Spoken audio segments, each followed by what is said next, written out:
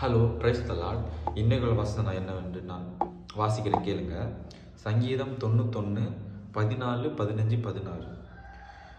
அவன் என்னிடத்தில் வாஞ்சையாயிருக்கிறபடியால் அவனை விடுவிப்பேன். என் நாமத்தை அவன் அறிந்திருக்கிறபடியால் அவனை உயர்ந்த அடைக்கலத்தில் வைப்பேன். அவன் என்னை நோக்கி கூப்பிடுவான், நான் அவனுக்கு மறு உத்தரவு அருள செய்வேன். ஆபத்து நானே அவனோடு இருந்து அவனை தப்புவித்து அவனை கனப்படுத்துவேன். நீடித்த நாட்களால் அவனை திருப்தியாக்கி என் ரட்சிப்பை அவனுக்கு காண்பிப்பேன். இந்த சங்கீதம் 91 எல்லாரும் வச்சிருப்பாங்க. இந்த வசனம் எல்லாருமே இந்த வசனத்தை ரீட் பண்ணியிருப்பாங்க.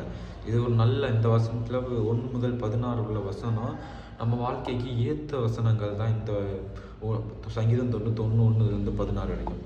இதில் இந்த 14 வசனம் 14 15 16 இந்த 3 வசனத்தில் வாசிக்கிறீங்க.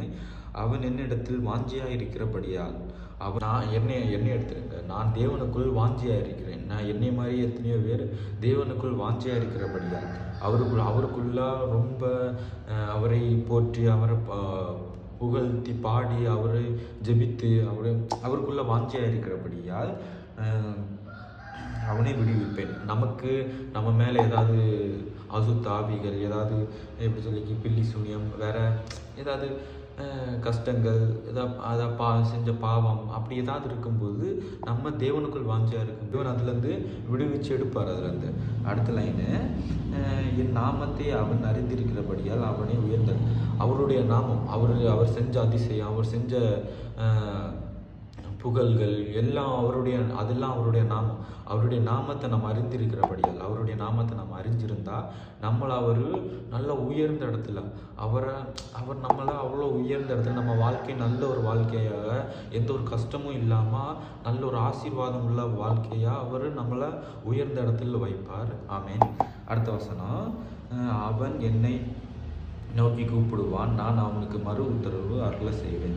நம்ம தேவனை நோக்கி கூப்பிடணும். நம்ம என்னன்னா ஒரு கஷ்டம் வரும்போது மட்டும்தான் தேவனை நோக்கி கூப்பிடுவோம். அப்படி விழிக்கக்கூடாது.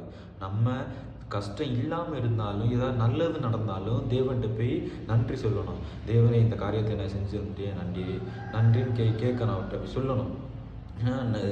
சும்மா இருக்கும்போது எப்படி சொல்லி ப்ரேயர் பண்ணாமல் அவரை புகழாமல் சும்மா இருந்துட்டு ஏதாவது கஷ்டம் வரும்போது மட்டும் அவரை போய் தேடியது அப்படிலாம் இருக்கக்கூடாது. எல்லா நேரமும் தேவனை தேடணும். அதான் சொல்லியிருக்கிறது, நான் அவனுக்கு மறு உத்தரவு அருள செய்வேன். மறு உத்தரவு நம்ம தேவனை எவ்வளோ தேடுவோமோ அதுக்கு ஏற்ற மாதிரி நம்மளுடைய கஷ்டங்களை எல்லாம் அவர் தீர்த்துட்டே இருப்பார். அடுத்தது, ஆபத்தில் நான் அவனோடு இருந்து அவனை தப்புவித்து அவனை கனப்படுத்துவேன். நமக்கு அப்படி நம்ம தேவனை தேட நம்ம ஆபத்தில்